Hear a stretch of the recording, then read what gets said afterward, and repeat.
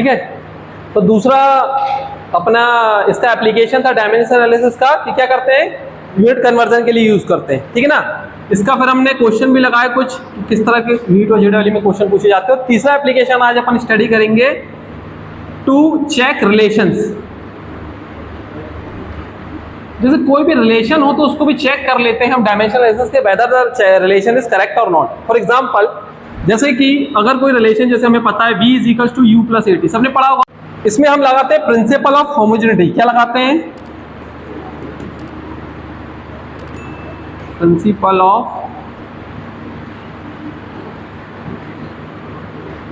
Homogeneity. Principle of homogeneity ये कहती है कि dimension of all quantities are same. अगर power of dimension of all physical quantities are same, मतलब अगर कोई फिजिकल क्वांटिटी है तो उनका जो पावर्स होते हैं वो सेम फिजिकल क्वांटिटी के इक्वल होते हैं। कहने का मतलब ये है कि अगर मैं बात करूं यहां पर एक क्वांटिटी ये है, एक क्वांटिटी ये है, एक क्वांटिटी ये, तो प्रिंसिपल ऑफ होमोजेनिटी ये कहती है कि इनके पावर का अगर मैं इसका डायमेंशन लिखूं, वेलोसिटी का, तो इसका जो भी पावर होगा वो इक्वल टू होगा इसके और वो सेम होगा is equal to this quantity. तो मैं अगर मान लो इसका मैं निकालना चाहूँ डायमेंशन, तो डायमेंशन मैंने निकाल के बताया क्या होता है वेलोसिटी का, lt minus 1 is equals to, ये भी एक वेलोसिटी है तो इसका भी क्या होगा lt माइनस 1। और इसको अगर हम चेक करें तो डायमेंशन देखो इसका कितना आएगा, lt माइनस 2 एक्सेलरेशन का इनटू t टाइम। तो इसको मैं सॉल्व करूंगा तो क्या जाएगा ये lt माइनस 1। तो मतलब dimension of this is equal to this is equal to this. समझ में आया? ये कहता है प्रिंसिपल ऑफ होमोजेनिटी। क्लियर है? यहां तक समझ में आया? मतलब जो भी हमें रिलेशन दिया हो उसको हम क्या करते हैं, हर क्वांटिटी के डायमेंशन को इक्वेट करके देख लेते हैं तो हमें क्या मिल जाता है, वैल्यूज मिल जाती हैं। इसी का यूज करते हुए सवाल किस तरह से आते हैं ये थोड़ा सा देखेंगे। तो पहला क्वेश्चन लिखो, if x is equals to at plus bt square, if x is equals to at plus bt square, where x is the distance,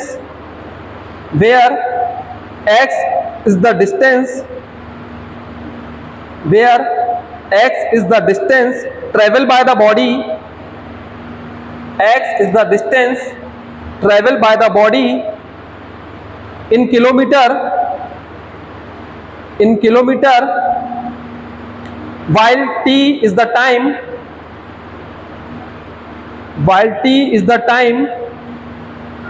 in second, then unit of b is, option दिया है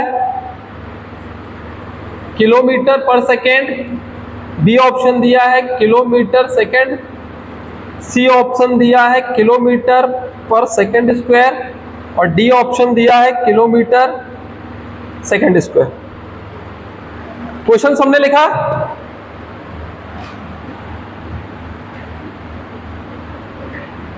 तो question में क्या बोल रहे हैं कि एक इक्वेशन दी है जिसमें x क्या है, आपका डिस्टेंस है जो कि किलोमीटर में, ठीक है। हाँ, किलोमीटर पर सेकेंड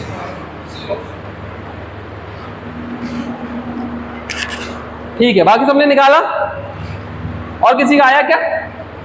चलो जिसका नहीं आया कोई बात नहीं, जो भी मैंने रिलेशन चेक रिलेशन वाला फंडा बताया तो वही हमें प्रिंसिपल ऑफ होमोजेनिटी यहाँ पर लगानी है। तो क्या बोल रहे हैं, distance travel by body in kilometre and while T is, ये टाइम है, टी क्या है आपका टाइम है जो कि किस में है, सेकंड में। तो सिंपल हम कुछ नहीं करेंगे, हमें बी की वैल्यू पूछी है, find the value of B, unit of B पूछा है, तो आप किसी से भी किसी को इक्वेट कर सकते हो। x is equals to principle homogeneity क्या बोलती है, at डायमेंशन जितने भी हैं क्वांटिटी के वो क्या होंगे, सेम होंगे, जो भी गिवन क्वांटिटी उनके डायमेंशन सेम होंगे। तो मैंने सारी क्वांटिटीज लिख ली, अब इनके डायमेंशन को इक्वेट कर देता हूं। तो आपको b निकालना है तो इसको सॉल्व करने की जरूरत नहीं है, हम सीधे यहाँ ले लेते हैं। तो d है डिस्टेंस, x हमारा डिस्टेंस है l, और यहाँ पर b की वैल्यू चाहिए है, तो यहाँ t क्या आ जाएगा आपका t माइनस 2 ऊपर आ जाएगा यहाँ पर, ठीक है ना। ये b की वैल्यू आ गई। अब b लेंथ किस में दिया है, किलोमीटर में, और टाइम किस में दिया है, तो सेकंड इनवर्स, तो किलोमीटर पर सेकंड स्क्वायर। समझ में आया? हाँ, LT माइनस 2 है ना, तो टाइम सेकंड में होता है भाई, टाइम सेकंड में क्वेश्चन में दिया हुआ है ना, तो -2 लगाया तो ये नीचे आ जाएगा। इसको और लिखना क्या,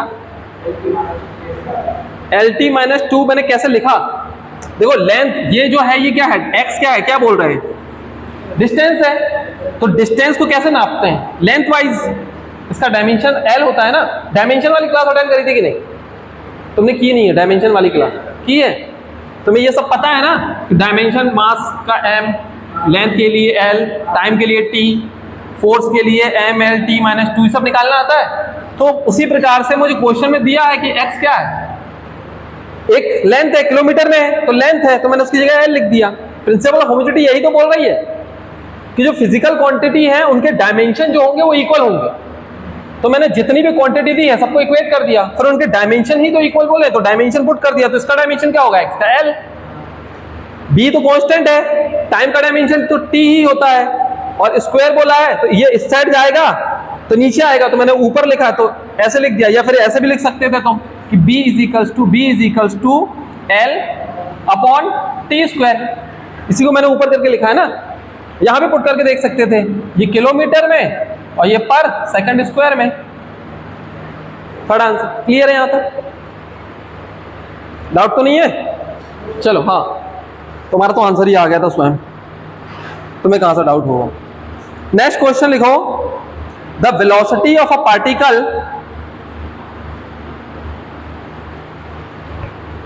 at time t, the velocity of a particle at time t is given by v is equals to at plus b upon t plus c. The velocity of a particle at time t is given by v is equals to at plus b upon t plus c, where a, b, c are constant, where a, b, c are constant. The dimension of a, b, c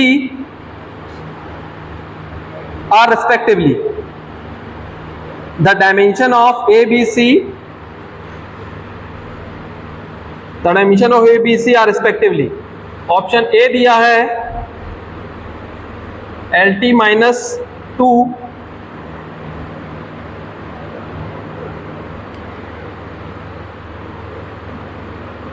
LT। Second option दिया है L square T LT square. C दिया है LT square LT L, and D दिया हुआ है L LT and T square. ठीक है ना। तो ये हमें रिलेशन दे के रखा हुआ है और इसमें हमसे आप बोल रहे हैं कि ABC की वैल्यू बताओ। तो सेम हम प्रिंसिपल ऑफ होमोजेनिटी लगाएंगे। तो प्रिंसिपल ऑफ होमोजेनिटी क्या बोलती है, V is equals to AT is equals to B upon T plus C। ठीक है। तो यहां से अगर मान लो वेलोसिटी का डायमेंशन सेम होने चाहिए, तो वेलोसिटी का डायमेंशन LT माइनस 1 होता है, इज इक्वल्स टू A। इस T को मैं नीचे लेकर आ गया यहाँ, तो ये कितना, A की वैल्यू कितनी आ गई, LT माइनस 2। तो A की वैल्यू तो निकल के ही आ गई सीधे सीधे, है ना। तो यहीं से, वैसे तो ऑप्शन यहीं से क्लियर हो गया, ऑप्शन आपका यहीं से क्लियर हो गया। लेकिन अपन आगे सॉल्व कर लेते हैं। जैसे हमें इसकी वैल्यू निकालनी है, तो ये कितना जाएगा आपका, पहले इसको सॉल्व करना पड़ेगा आपको। B upon T plus C is equals to, for example मैं इसको ले लेता हूं AT। ठीक है। तो ये क्या बन जाएगा तुम्हारा, B is equals to AT into T plus C। Equation मिलेगी, डायरेक्ट आंसर नहीं आएगा क्योंकि ये अभी दो अननोन है ना। A T स्क्वायर प्लस ए सी। तो B इज इक्वल्स टू, ए की वैल्यू तो हमारे पास है एल टी माइनस टू, और ये कितना है into T square plus L T minus two into C. तो यहाँ से B की क्या वैल्यू हो जाएगी आपकी, L, तो कैंसिल हो जाएगा, plus L T minus two into C, मतलब B माइनस एल, बी इसको उधर ले आया हूं मैं, B minus L is equals to L T minus two into C. Equation मिली, सॉल्व नहीं हुआ है ना। एक बार मैंने किससे इक्वेट कर दिया इसको, इससे, एक बार इसको इससे इक्वेट करके देख लेता हूँ, इन दोनों को इक्वेट करके देख लेता हूँ, ठीक है। तो ये क्या हो जाएगा, B is equal to, direct equate कर रहा हूँ भैया मैं, है ना, T plus C into velocity मतलब एल टी माइनस वन। तो यहां से क्या आ जाएगा, T अंदर मल्टीप्लाई होगा तो कितना आ जाएगा, ये L और ये T कैंसिल हो जाएगा, प्लस देन ये C होगा तो C L T minus one. ये समझाया कैसे किया मैंने, again B minus L is equals to C L T minus one. अब B माइनस एल की वैल्यू निकल के आ गई, यहां से इन दोनों को इक्वेट कर दो, इसको मिटा दूं, थोड़ा सा जगह चाहिए मुझे, ये ऊपर मिटा दूं ना, ए की वैल्यू हम निकाल चुके हैं।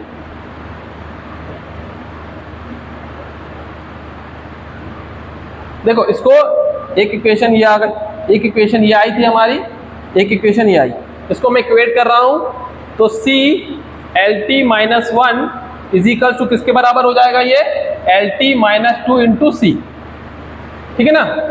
तो यहां से क्या आ जाएगा, ये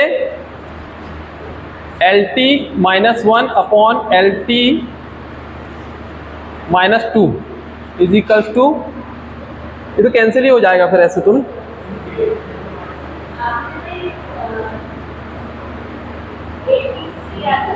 क्या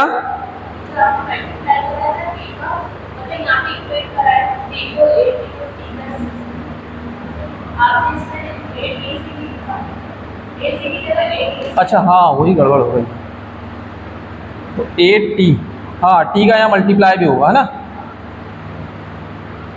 तो ये कितना हो जाएगा, टी की पावर माइनस वन।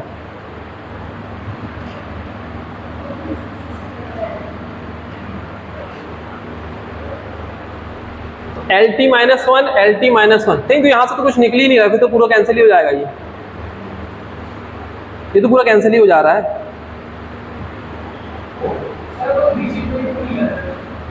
क्या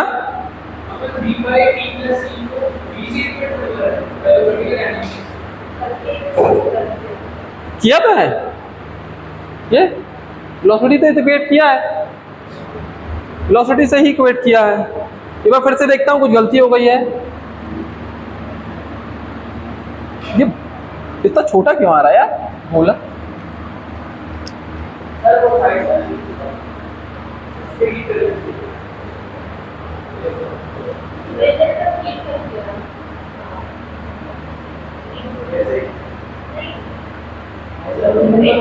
अच्छा,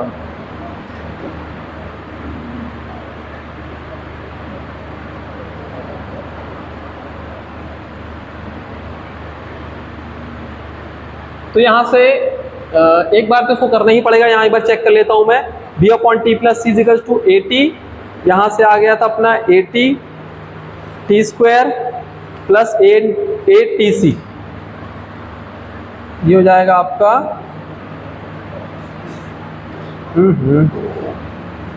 ए T square plus A T C. यहाँ से ए टी की वैल्यू मैंने डाल दी, टी स्क्वायर कैंसिल हो गया, प्लस ए टी, फिर मिल गया तुम्हारा A T dot T C, ठीक है, ये सही है ना। यहाँ पे क्या मिल गया, L T minus one C B minus L. तो यहाँ से इक्वेशन कितनी आ गई है, B minus L is equal to L T minus one dot C, है ना।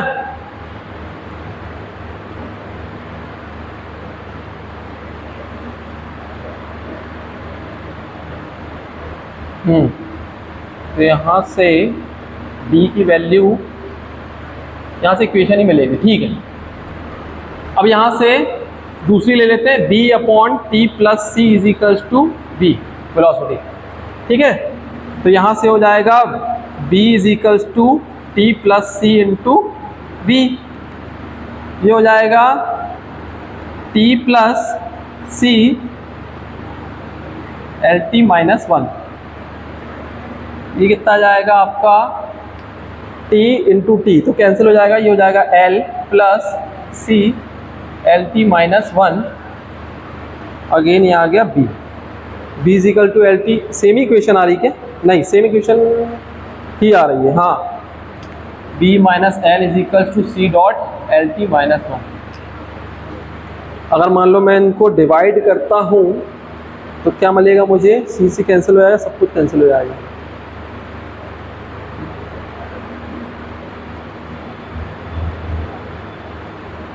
इसमें और दूसरा फंडा क्या लगा सकते हैं, दूसरा फंडा इसमें ये लगेगा, दूसरा फंडा इसमें ये लगेगा कि सी की वैल्यू, अच्छा देखो ये वाला देखो इक्वेशन तो नहीं बन रही इसमें, है ना, इक्वेशन से सॉल्व नहीं हो रहा है।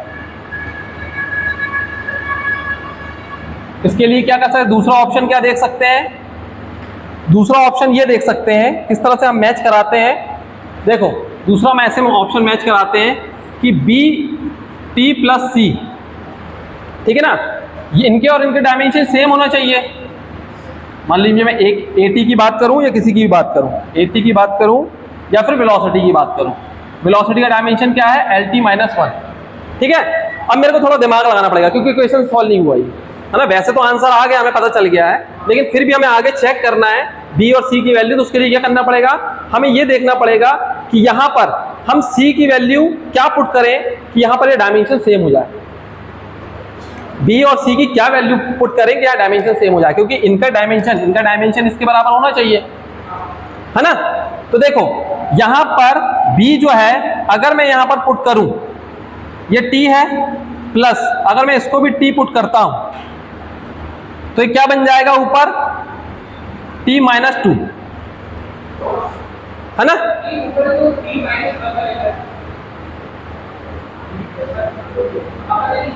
हाँ, सी की वैल्यू अगर मैं टी पुट करूं, बी इसकी वैल्यू मैं टी पुट करता हूं तो ये कितना बन जाएगा, ये 2t, है ना। और ये ऊपर क्या चला जाएगा, ये b बाय 2 और t माइनस 1, है ना, हो जाएगा। अब यहां से देखो, अब इन दोनों को मैं इक्वेट करता हूं तो b की वैल्यू किसका, l के बराबर आ रही है, और c की वैल्यू तो मैंने t एज्यूम की थी, इसको एक बनाने के लिए, इसकी तरह बनाने के लिए, है ना। तो c की वैल्यू कितनी आ गई, ठीक है ना। ये लॉजिक लगाना पड़ेगा, ये दूसरा मेथड होगा, ये दूसरा प्रोसेस होगा अगर इनकेस इक्वेशन इस तरह की दी है कि वो सॉल्व ही नहीं हो रही है, जैसे इक्वेशन सॉल्व नहीं हो रही थी ना, मैच करने पर ही वो बराबर आ जा रहा था, तो हमें कैसे पता चलेगा, वैसे तो आंसर ही हमें पता चल गया था, लेकिन फिर भी अगर हम मैच करना चाहते हैं तो दूसरा प्रोसेस ये होता है कि हम क्या करें, क्वांटिटी को मैच करा ले, एक लॉजिक लगा ले थोड़ा सा, ठीक है। नेक्स्ट क्वेश्चन लिखो, इन अ वंडरवाल इक्वेशन, कोई डाउट है क्या इसमें, फिर से बताऊं।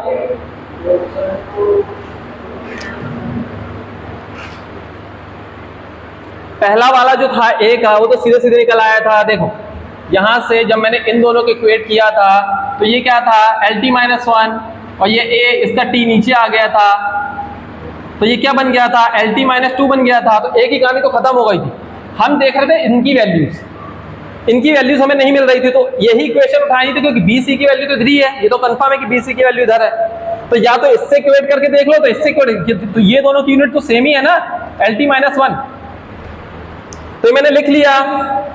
अब मुझे ये पता था कि कहीं ना कहीं इसका जो भी डायमेंशन होगा इसके बराबर होगा, तो मैं ऐसा क्या पुट करूं, यहां पर क्या पुट करूं कि इसके बराबर आ जाए, तो मैंने टी सी की वैल्यू 2 पुट करके देख ली। ये ऑप्शन से भी देख सकते थे आप, ये चीज आप ऑप्शन से ही पुट करके देख सकते थे। जैसे मान लो आपको नहीं दिमाग काम कर रहा कि मैं क्या करूं भाई, आप सर आपने तो टी पुट कर लिए, हम क्या करते, तो आप कुछ मत करना, हमें एक आइडिया तो मिल ही रहा है ना कि लेंथ की सी की वैल्यू या तो टी होगी या एल टी माइनस 2 होगी या एल होगी या टी स्क्वायर होगी, सबसे पहली मैंने यहीं से उठाई, मैंने कोई दिमाग भी नहीं लगाया, ऐसा आपको लग रहा होगा पर मैंने दिमाग नहीं लगाया। मैंने क्या किया, सीधे यहाँ से टी उठाया और यहाँ पुट कर दिया। मैंने बोला पहला ऑप्शन या तो टी होगा या तो ये होगा, पहले मैं पुट करके देख लेता हूँ, बाई चांस ऐसा हुआ मैच खा गया हूँ, नहीं खाता, मुझे लगता नहीं बन रहा है, मैं इसको पुट करके देखता, होगी तो इन चारों में से ना। तो मैंने इसको उठाया, पुट किया, मैच खा गया, तो मुझे पता चल गया कि टी की सी की वैल्यू टी है और बी की वैल्यू एल है। समझ आया?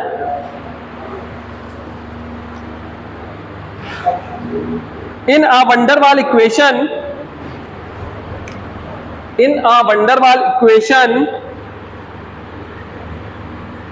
P plus A upon B square और V minus B is equals to RT, ये B है ना,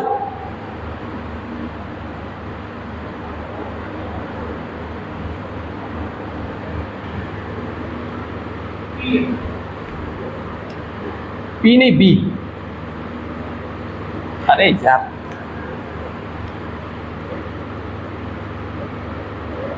ठीक है ना, small b is equals to RT where P is pressure, comma V is volume, R universal gas constant,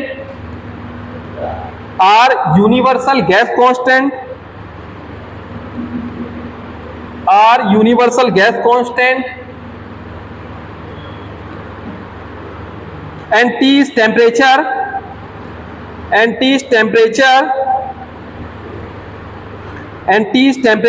full stop. The ratio of constant A by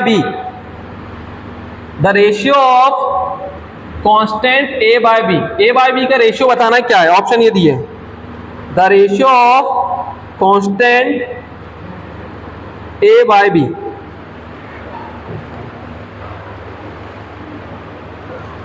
question clear है? एक equation दी है, करो ना, तो कुछ नहीं करना है, सिंपल। हाँ लेकिन एक चीज याद रखना भी है, डायमेंशन हर एक क्वांटिटी के लेने है ना।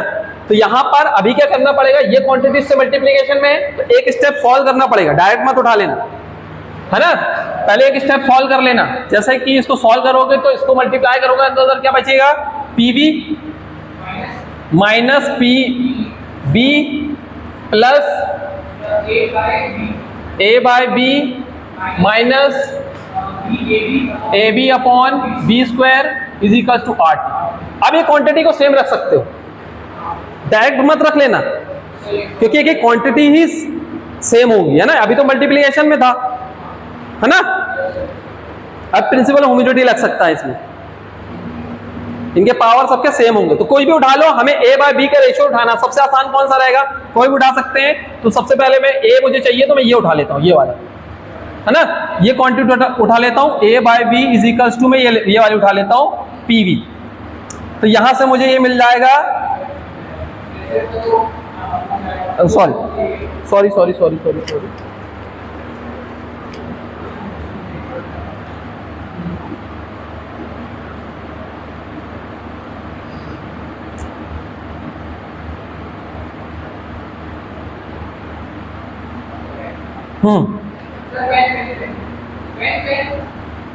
बारह भूल ही जा रहा हूँ।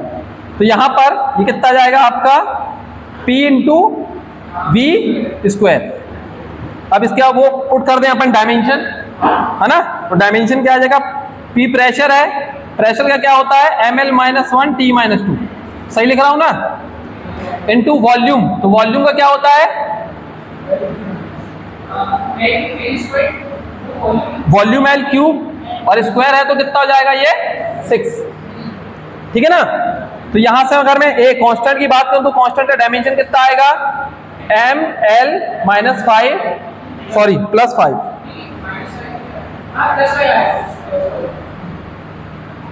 Plus 5 T-2। ये आ गई मेरी ए की वैल्यू, ठीक है ना। बी की वैल्यू निकालना इसी प्रकार से, तो बी की वैल्यू इन दोनों को यूज कर लो अगेन।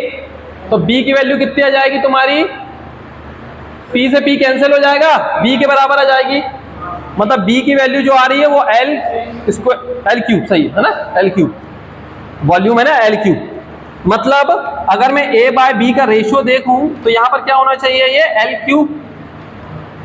ठीक है, अब इसको सॉल्व कर रहे हैं तो a बाय b का रेशियो कितना आ रहा है, कितना आ रहा है भैया,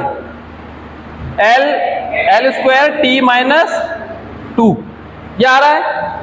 अब हमें ये बताना है कि प्रेशर और वॉल्यूम में, है ना, ये किस चीज का है। तो भैया देखो, अभी ये प्रेशर का फॉर्मूला आपके सामने लिखा है ना, तो इसमें से क्या मैं अलग कर दूं, ml-1 t-2 प्रेशर बन गया, ये प्रेशर बन गया ना। अब इसमें मैं क्या मल्टीप्लाई डिवाइड करूं कि ये बन जाए, L का L क्यूब कर दूं मल्टीप्लाई, तो L क्यूब है क्या एक्चुअल में, वॉल्यूम है, तो ये प्रेशर और ये वॉल्यूम। A बाय B का रेशियो समझ में आया, कैसे निकाला मैंने,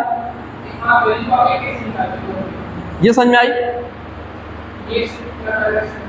मैंने क्या किया, सबसे पहले A निकाल लिया, A की वैल्यू आ गई, फिर मैंने यहाँ B की वैल्यू निकाल ली, L क्यूब आ गई।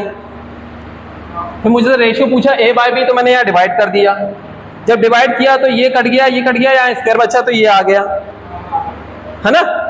ये कहानी ये आई थी, ये कहानी आई थी A by B।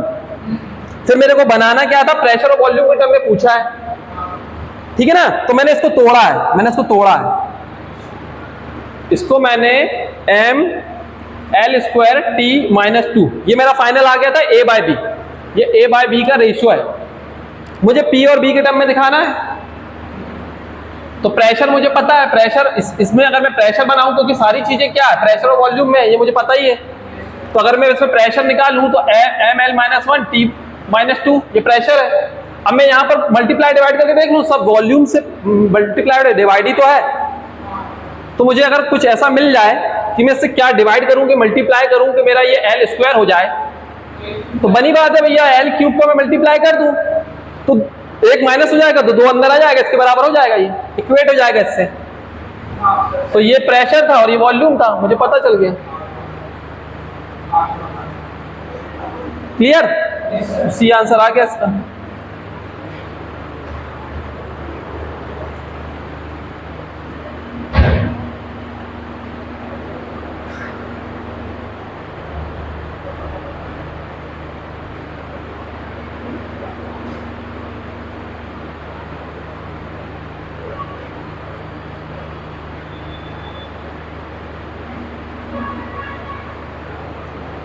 In type के सवाल को सॉल्व करने का कोई बेसिक रूल नहीं है, याद रख लेना।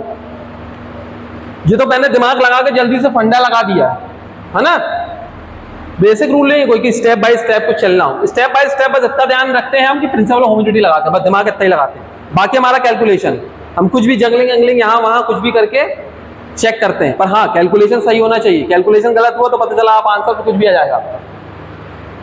कैलकुलेशन बहुत स्ट्रांग होना चाहिए आपका, जो मैथमेटिक्स वाला पार्ट है वो थोड़ा स्ट्रांग होना चाहिए। डायमेंशन में गलती नहीं होनी चाहिए, डायमेंशन स्ट्रांग वो होना चाहिए, नहीं तो चला लिखते समय कोई गड़बड़ लग रही निकाल के देख लो। तो क्या आप लोग बैठे हो, मैं यहाँ लिख रहा था, आपने बताया, मेरे को कॉन्फिडेंट हो गया, मैंने लिखना छोड़ दिया, नहीं तो मैं यहाँ चेक करता प्रेशर का, फोर्स का याद रहता है नॉर्मली, और किसी चीज निकालो तो हम ऊपर नीचे माइनस प्लस हो जाता है। तो ऐसा कैलकुलेशन में कुछ भी वो मत करना कि गलती होने के चांस नहीं, ठीक है। चलो नेक्स्ट क्वेश्चन लिखो। The force is given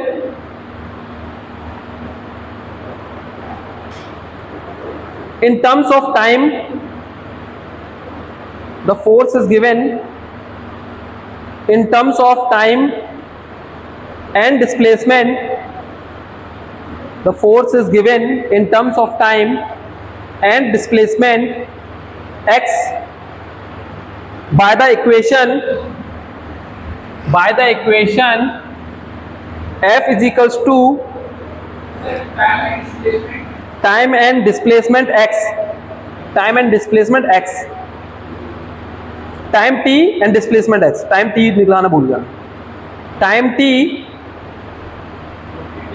and displacement x by the equation f is equals to a cos beta x, यहां मैं लिख रहा हूं a cos B X, beta नहीं बी है, A cos B X plus सी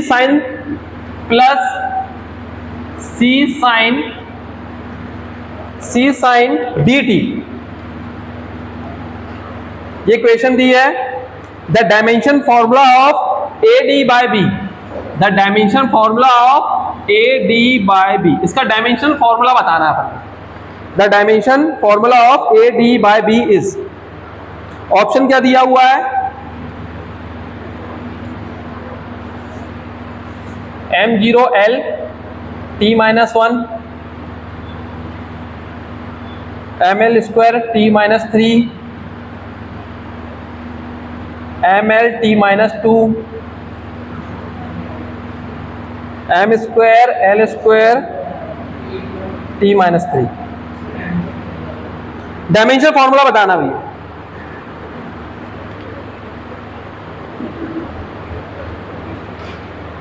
ठीक है, तो ये क्या बोल के रखा है, x क्या है यहां पर, इक्वेशन क्या दी है हमें, f is equals to a cos bx plus c sin dt, जिसमें ये क्या है डिस्टेंस और ये क्या है टाइम। ठीक है ना। अब यहां पर एक चीज थोड़ा सा दिमाग ये लगानी है, छोटा सा लॉजिक है, पूरा सवाल इजी हो जाएगा। हम कभी लिखते हैं साइन थीटा, तो इस थीटा का कुछ डायमेंशन होता है क्या, कोई यूनिट नहीं होती है, यूनिट तो होती है पर डायमेंशन नहीं होता है। एंगल का यूनिट तो होता है रेडियन, पर कोई डायमेंशन नहीं होता। मतलब इस यहां से मुझे ये पता है कि इसका अगर मैं डायमेंशन लिखना चाहूं तो मैं लिखूंगा m0 l0 t0, बस ये इतना सा लॉजिक था। ये अगर आपको पता चल गया तो आप ये बता सकते हो कि B X is equal to किसके बराबर होगा, m0 l0 t0, है ना। और ये तो आपको दिया ही हुआ है क्या, कि डिस्प्लेसमेंट है l, ठीक है ना। मतलब यहां से अगर मैं आपको बोलूं b की वैल्यू तो कितनी जाएगी 0, हमें निकालना क्या है,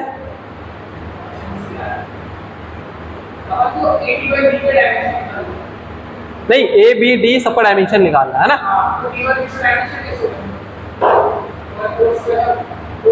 हाँ b 0 हो गया है ना, b 0 हो गया, तो cos 0 कितना होता है 1। तो इस इक्वेशन में अब मैं क्वांटिटी, अब प्रिंसिपल होमोजेनिटी लगा रहा हूं, तो f is equals to a cos bx, तो ये तो 0 हो गया, cos 0 1, तो f इज इक्वल्स टू क्या हो गया a, है ना। नेक्स्ट सेम चीज हम इसके साथ करेंगे यहां पर, ठीक है ना। तो यहां पर क्या हो जाएगा,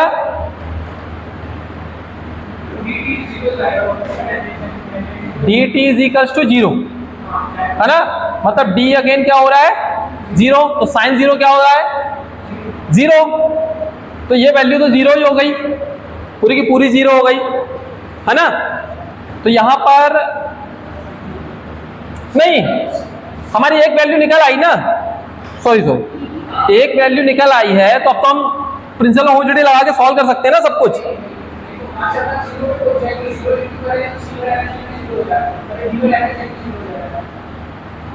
b की वैल्यू लिख लो, b की वैल्यू आ गई, ठीक है। यहां से हमें पता चल गया f इक्वल टू a, इतनी जानकारी मिल गई।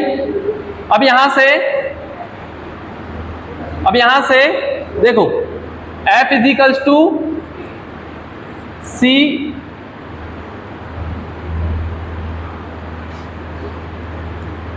साइन dt, है ना। तो यहां से हमें निकालना है जैसे dt, again dt is equals to क्या हो जाएगा आपका m0 l0 t0, ठीक है ना। तो d इज इक्वल्स टू क्या हो गया आपका 1/t, ये t नीचे आ गया ना, तो d इज इक्वल्स टू कितना आ गया t इनवर्स, तो d की वैल्यू कितना आ गई t इनवर्स, ठीक है। अब बस पुट कर देंगे हम, हाँ cos dx में भी d पर x का डायमेंशन l था, x तो l का डिस्प्लेसमेंट किसमें पहले वाले a cos थीटा dx ये है cos क्वेश्चन हाँ यहाँ पर dx से x पे डायरेक्शन तो l कॉन्स्टेंट स्पेस हाँ, तो अब ये b l b इक्वल लिखेंगे फिर से कर देता हूं मैं। B X is equal to हमने क्या लिया है, बी एक्स इक्वल टू हमने लिया है m0 l0 t0, ठीक है। इसकी वैल्यू कितनी है l, अच्छा l इनवर्स आएगा, सॉरी हाँ, गुड गुड, l इनवर्स आएगा, ठीक है ना, सही है। तो b की वैल्यू आ रही है l इनवर्स, d की वैल्यू है t इनवर्स, है ना। a की वैल्यू f के बराबर आ रही है। f क्या है अपना फोर्स, बस पुट करो निकालो। तो यहां निकाल रहा हूं मैं साइड में, हमें क्या निकालना है a d बाई टी, तो a f के बराबर है, तो फोर्स की कितनी है m l t minus 2 into b का कितना, d का कितना है t माइनस 1 और b का कितना है l माइनस 1। तो ये l ऊपर चला जाएगा तो क्या हो जाएगा भैया l स्क्वायर, और t का क्या हो जाएगा -3। क्या है क्या ऑप्शन में ml स्क्वायर t माइनस 3, ठीक है ना। जाओ